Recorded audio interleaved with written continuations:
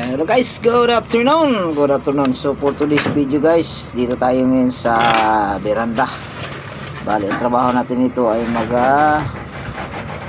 take oil po guys. Take oil. Tayo take oil. So yan, kinukuha ko na yung gloves at basahan. Kasi ginagamitan ko na lang ng basahan kay mas madali siya ikumpara sa brush. So ayan guys, pinapahiran ko na. Nalihan ng kasama ko na.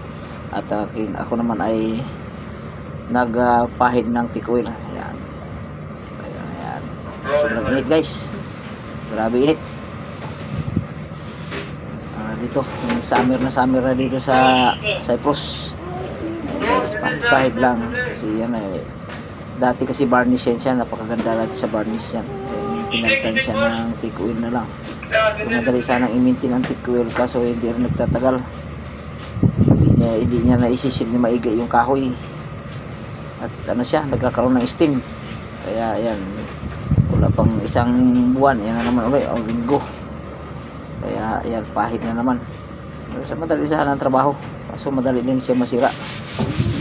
Hanggang guys, hanggang dito na lang ating videos. Tayo lilipat naman sa kabilang kabina. Ayan, kinukuha ko na yung mga gamit yung mapa.